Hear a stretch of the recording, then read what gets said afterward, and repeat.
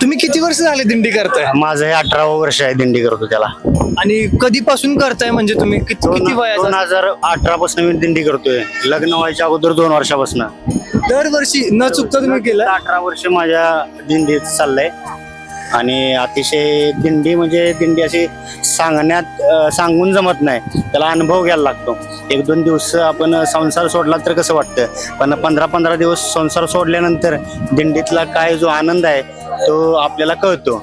आणि असं 1 दिवस 2 दिवस दिंडीत चालून अनुभव घेण्यासारखी दिंडी नाही. दिंडीत सुरुवातीपासून लास्टपर्यंत दिंडी चालणं म्हणजे खरा अनुभव आहे आणि खरा आनंद आहे. लोक घाबरतात की म्हणजे राहायची सोय होईल, खायची सोय होईल, तिथं एवढ्या लोकांची कशी काय होईल. तर तुम्ही सुद्धा जाता एवढे वर्ष झालं, तर तुमची कशी म्हणजे सोय होते किंवा तुम्ही कसं ते चालतं, हे सगळं नियोजन कसं होतं ह्याच्याबद्दल थोडं प्रेक्षक कसं आहे माहितीये का, तुकाराम महाराजांचा एक अभंग आहे, घालून या तयावरी बहार राहिलो निश्चिंती. म्हणजे आपल्याला नेणारा पांडुरंग आहे, आपण कोण नाही. जेव्हा आपल्या मनात इच्छा आहे आपल्याला जायचंय, कुठलेही संकट दूर होणार आणि आपण वारी आपल्याला गाठणार. अशा प्रकारे वारीचं महत्व आहे. म्हणजे आपण सगळं पांडुरंगावर सोडून जायचं. आता माझी बायको आहे, 2 मुलं आहे, ते एकटीच घरी येते, पण मी विचार करत नाही की कशी राहतील काय नाही. ती पांडुरंग त्यांना व्यवस्थित ठेवणार आणि माझी वारी सुद्धा सफल होणार.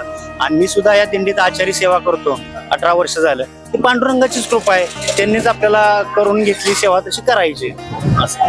आता जी लोक त्यांना एक प्रोत्साहन येईल की बाबा सोय होईल, तर त्यांच्यासाठी तुम्ही काय निरोप द्याल की तुम्ही काय मिस करताय ह्याच्या दिंडीमध्ये काय मिस करतो माहितीये का, आता हा सोहळा स्वर्गीय नाही असं म्हटलेलं आहे. त्यामुळं जिंदगीत येऊन किंवा आपल्या समाजात येऊन संत तुकाराम महाराज, ज्ञानेश्वर माऊली, हे सर्व जे मोठमोठे माऊली होत्या त्यांच्याकडे बघून किंवा यांनी दिंडी सुरू केल्या, तर एकदा तरी जिंदगीत येऊन दिंडी करावी असं ही दिंडीचं महत्व आहे. जर दिंडी केली तर आपल्याला संसाराचं ह्या आनंद सोहळ्याचं सुख कसं आहे ते भेटेल.